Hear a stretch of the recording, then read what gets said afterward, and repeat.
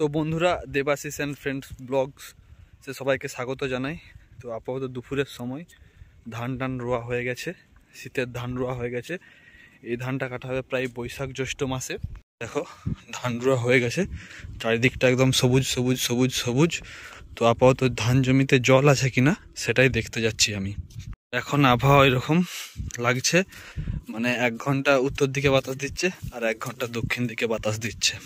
সত্যি বন্ধুরা, মাঠের কিন্তু বিভিন্ন সময় বিভিন্ন রকম কিন্তু রূপ দেখা যায়।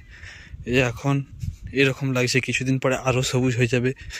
তারপর যখন ধান পাকতে আরম্ভ করবে তখন কিন্তু টোটালি সোনালি কালার হয়ে যাবে। তারপরে আবার ধান কাটা হয়ে গেলে গোটা মাঠ ফাঁকা।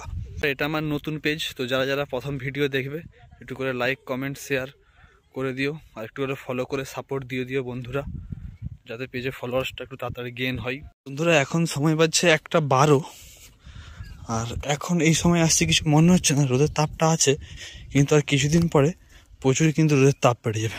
তো আমাদের ওই আগের জমিটা, ওইটা একটু উঁচু আর নিচু মিলে, তো মাঝখানে আঁজি দিয়ে আছে। তো এই জমিটা তো নিচের দিকে জল আছে, কিন্তু উপরের আঁজিটাতে জল নেই, আর ওখানে চলছে মিনি।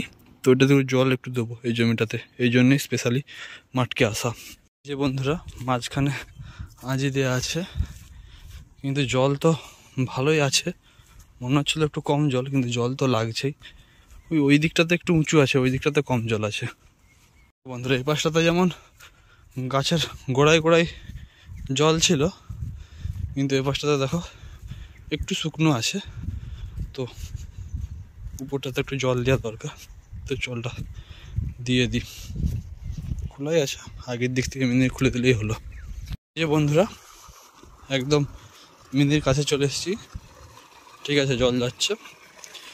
তো এখানে একটু হালকা করে কাটিয়ে দেবো, একটু একটু করে জল যাবে, ঠিক আছে যে কাটিয়ে দিলাম। তো মিনি থেকে একটু একটু করে জল যাবে, পাশে জমিটায় জল ভর্তি হবে। বন্ধুরা আপাতত জাস্ট একটু একটু করে জল আসছে, জলের চাপ পড়লে জল বেড়ে যাবে। এই উপরের দিকটা একটু কম জল আছে, এই উপরের দিকটা জল দিয়ে দিলেই হয়ে যাবে। বন্ধুরা জল আস্তে আস্তে ভর্তি হবে, তো আমি বাইরে থেকে স্নান করে খেয়ে আস্তে আস্তে জল ভর্তি হয়ে যাবে, এসে বন্ধ করে দেবো। বন্ধুরা আপাতত আমার ভাত খাওয়া হয়ে গেছে, ভাত খেয়েছি দুধ, চচ্চড়ি আর মাছের ঝাল, ঠিক আছে। ফোনটা চার্জ থাকেনি, চার্জে বসেছিলাম, ওই জন্য ভাত খাটা দেখাতে পারলাম না তোমাদেরকে, নাহলে কী দেখাচ্ছিলাম দেখাতাম। তো আপাতত মাঠে যাই, যে দেখি কতটা জমিটা পেয়েছে, সেরকম হলে বন্ধ করে দিয়ে চলে আসবো। তো বন্ধুরা ভাত টাত খেয়ে দিয়ে আবার মাঠে চলে এসেছি, কিন্তু জল তো এখনও জমির হয়নি। কিছু কিছু গোছের গোড়াকে জল উঠতে এখনও বাকি আছে। দেখো ভাবছিলাম যে খেয়ে দিয়ে আস্তে আস্তে হয়ে যাবে, তারপর বন্ধ করতে চলে যাব, মনে হচ্ছে কিছুক্ষণ দাঁড়াতেই হবে।